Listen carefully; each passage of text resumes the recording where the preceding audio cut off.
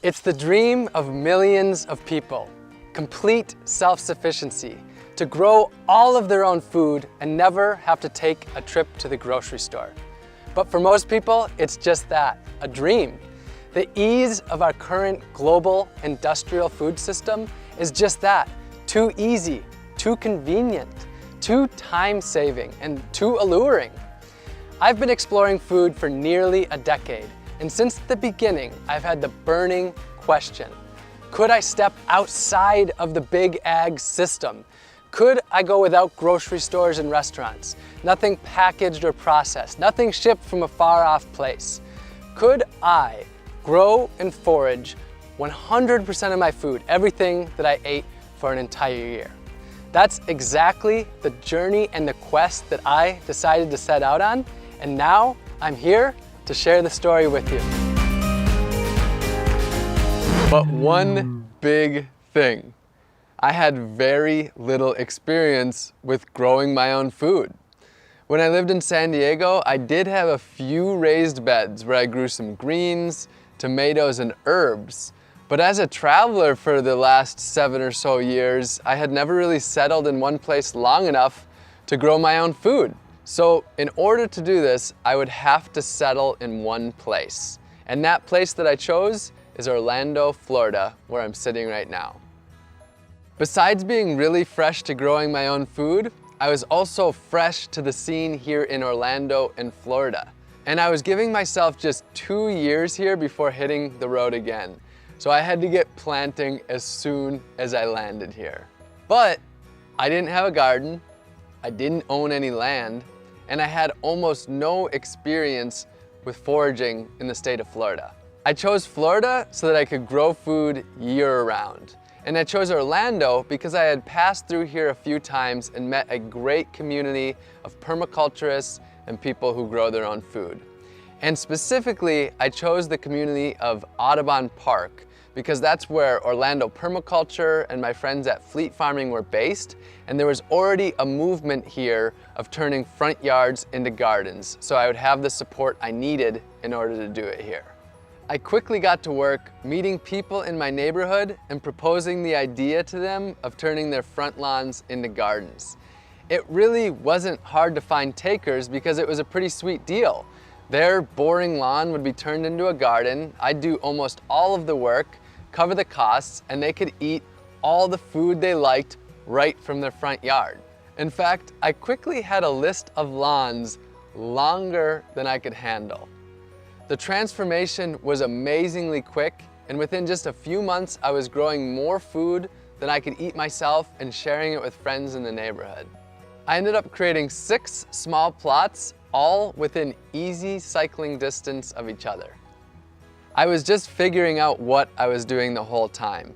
I went to local meetups like Orlando Permaculture, volunteered in the garden with Fleet Farming, visited farms and gardens and nurseries, took foraging classes with local foragers like Green Dean, read books by local growers, and watched videos online and more.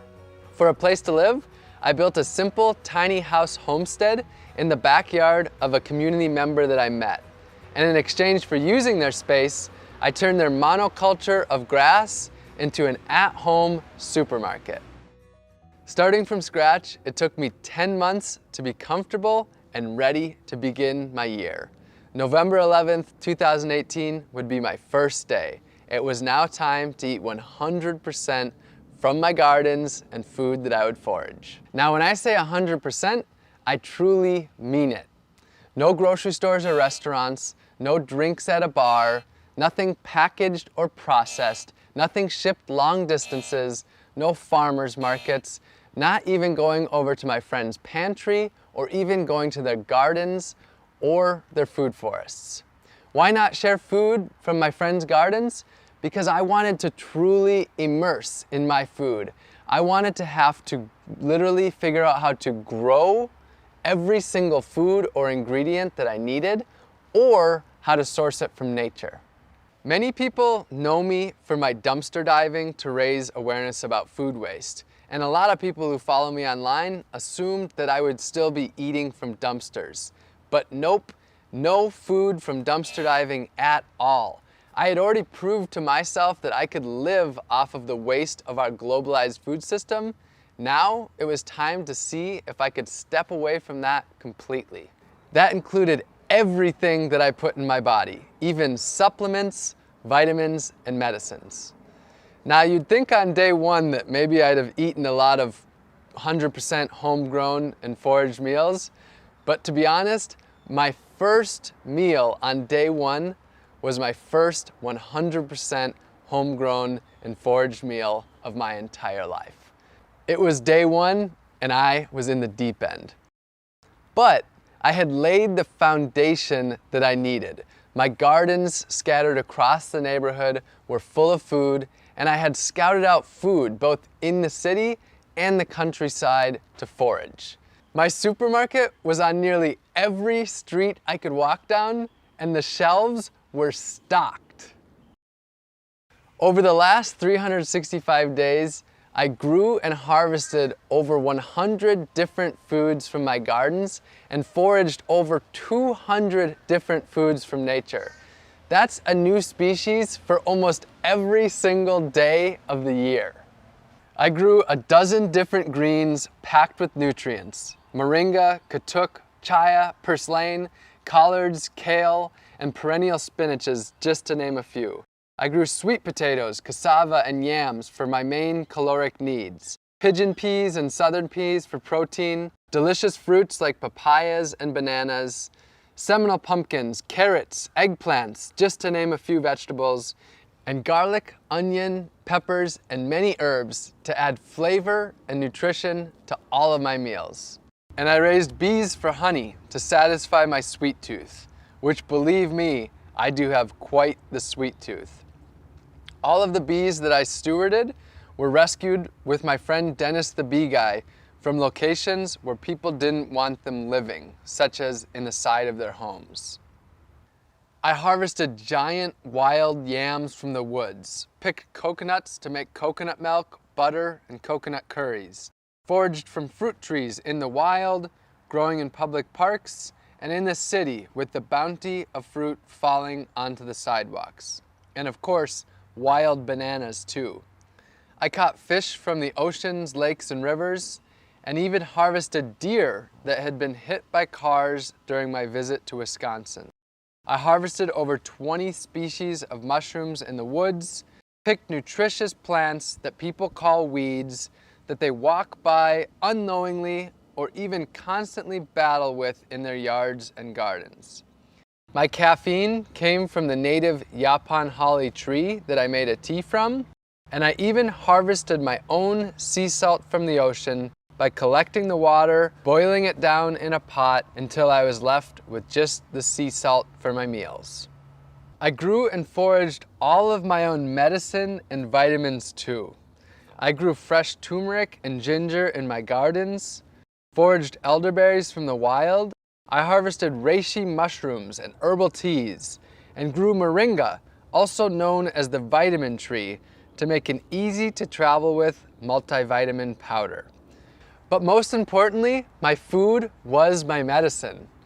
It's a different way of thinking for most people, but even the weeds that grow just outside of our doorstep are some of the most nutritionally and medicinally dense plants on Earth. For the last year, nature has been my garden, my pantry, and my pharmacy. With the seasons, my foods varied greatly. I cooked up dozens of different healthy meals, fermented foods like sauerkraut with my homegrown cabbage and herbs, and fermented delicious beverages like honey wine and ginger beer, and whipped up delicious desserts and ate the healthiest food of my entire life. This was food that I could feel truly good about eating. It was all local, all natural, and all organic. I made it through the entire year without using a single pesticide. Now sure, I had my problems with pests, like when the cucumber worms decided to attack my Seminole pumpkins. But when I was growing over 100 different foods, if the pests were attacking 4 or 5 of them, I still had 95 other foods that I could eat. Just as importantly though, I chose to grow the plants that thrive in this environment. When I started, I didn't walk down the aisles of the grocery store and ask which foods that I liked the most. Instead, I talked to local farmers and gardeners and my permaculturist friends and asked them what foods grow so ridiculously well and so ridiculously abundantly that I could hardly screw it up. And those are the plants that I chose to focus on, and that's one of the main things that got me through this year. This was without a doubt one of the most challenging things that I've ever done. A year is a really long time, and I had my highs and my lows. There were times when I felt my absolute best, and there were times when I just didn't know if I could go on. Generally, I did get enough food. My weight stayed the same about the entire time, so I did have enough calories, but there were times when I felt like I was really deficient, mostly in fat and protein. Those were the times when I found it really hard to want to keep going. And there was the social aspect. I was on my own a lot of the times, not able to join other people for their meals, and sort of isolated, not being able to go to restaurants or eat with friends and family. Overall, with all the ups and downs, the year went about as well as I could have possibly hoped. I maintained my body weight throughout the year, and I never got sick once. And I really attribute that to my food being my medicine. I think that nature is able to provide for our basic needs, and I trusted Earth. I trusted nature. Now, I want to say though, that this project, it wasn't really about my health. It wasn't about a diet. And I don't believe that this is the diet for 7 billion people. I don't actually think there is one diet for the 7 billion people. I think we live on a diverse world where we have diverse cultures and people need to do things in a very different way. So I'm not trying to represent a diet for everyone or anything like that. This was just my own personal quest to see if I could step away from Big Ag, step away from what I see as a broken food system, and instead grow and forage 100% of my own food for an entire year. This project wasn't just about growing and foraging all of my own food though.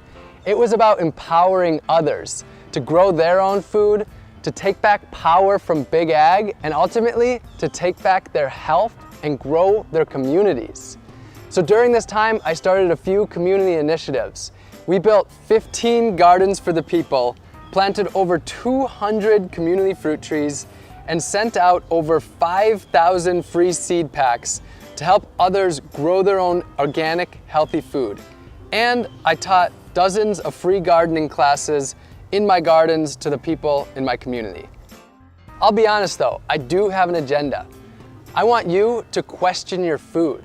Where did it come from? How was it grown? How did it get to you? And what was the impact that it had on the earth, other species, and the humans that grow that food? And if you don't like the answers that you find, I want to empower you to change them. The good news though is that you don't have to grow and forage all of your food. The solutions are there in your community. You can grow a little bit of your own food, maybe an herb garden on your windowsill, or some pots of tomatoes and basil on your balcony, or a raised bed in your front yard. And if you don't have any space at all, you can join a community garden.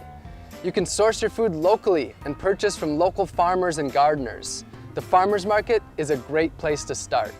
You can buy whole foods and cook more, rather than packaged processed foods that leave trash behind. And you can work with your community to make healthy foods for people in need, grow a garden for your elderly neighbor, or start a grassroots organization to harvest the fruit trees in your community to distribute it to others. And this doesn't need to be a lonely journey. For most of us, food is at the center of our lives, and we can do this together in our communities. My year is over, but my journey of food has just begun.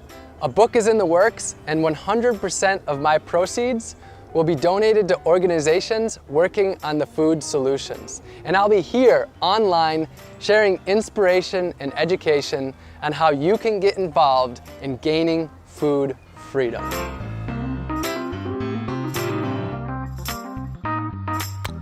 My mouth is cold now.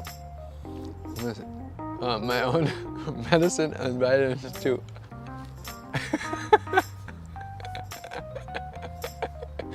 All right, make note of that.